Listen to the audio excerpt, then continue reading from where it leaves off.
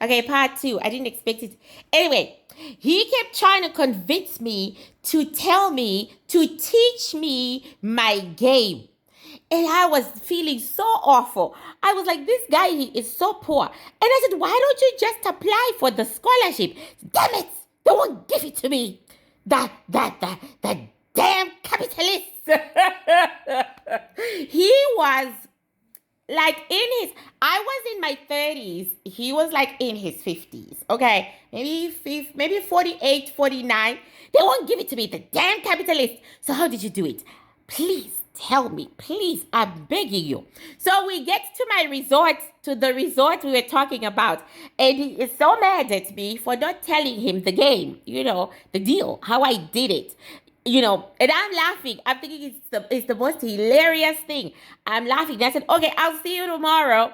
And we said our bye-byes, and I went in to sleep, and he went to where he said he was sleeping for free. Turns out it was his mansion. Okay. It was his mansion in Vancouver. Anyway, the next morning, I come for breakfast, and I'm stopped by the receptionist. And she said, weren't you with Mr. So-and-so yesterday? And I was like, Mr. who? Because, he is eccentric. He was just wearing jeans and da-da-da. Then we were wearing dumpster diving suits together. So I said, Mr. who? And he said, Mr. what's his name? I didn't know him as Mr. Okay. I didn't know him as Mr. And then the other receptionist said his first name, I think it was Andrew. Said his first name, but I could be wrong. And then I said, oh, him. I said, yeah, we went dumpster diving yesterday. Last night. It was so exciting. Then they said, did anything happen? I said, what do you mean? Like they were looking concerned. Then they said, well, he quit classes today. And I said, why? I was very surprised because I was really looking forward to seeing him again because I thought I'd made a friend. Then he said, well, he demanded a discount. And we told him, you're too rich. You can't have a discount. Okay? You can't have a discount. Then he said, but you gave that other black lady a discount. And then we said, well, she's on welfare. And then he said, she's not on welfare. That's her game. Her game is pretending that she's on welfare. How can you believe that? She doesn't look like she's on welfare. How can you believe that fine, educated, blah, blah young lady is on welfare? She's not. She played you and you believed her. And now you won't even give me a discount. So I'm out of here. Goodbye. So he canceled his classes and demanded his money back and left. And I said, oh, damn, because I really liked him. I was looking forward to more dumpster diving while I was in Vancouver. So I said, damn. He left.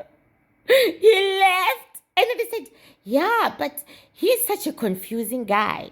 He is the richest man out here. And I said, what do you mean?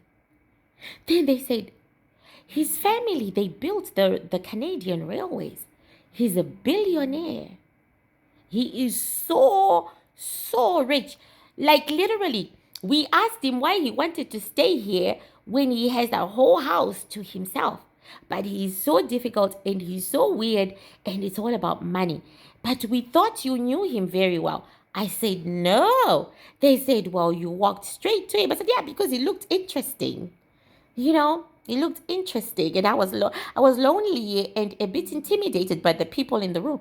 They said, the thing is, you're the first person he has talked to in years. I said, what do you mean? They said, he comes here every year. Demands a discount, doesn't get a discount, but stays for classes. But he doesn't talk to anyone. He goes to his corner. No one bothers him. Okay, he takes his classes in silence and he leaves. We were so surprised yesterday when you were talking and you were laughing. And then when he came in to say, okay, let's go, we were so stunned. You're the first person he's ever spoken to in years. And I was like, you bitches. You could not pull me aside and tell me that I had pulled a big one from the ocean, that I had got myself the biggest fish. And they laughed and they said, "We thought you knew. We thought you knew." I said, had I known, my high heels would have broken last night, me chasing him up the driveway screaming, "No, no, no, no. Let me teach you. Let me teach you how to con the system." I was so pissed at them. But yes, I went on a date with a billionaire, and it was dumpster diving. And he hated capitalists and hated anything to do with money because it was the greatest evil.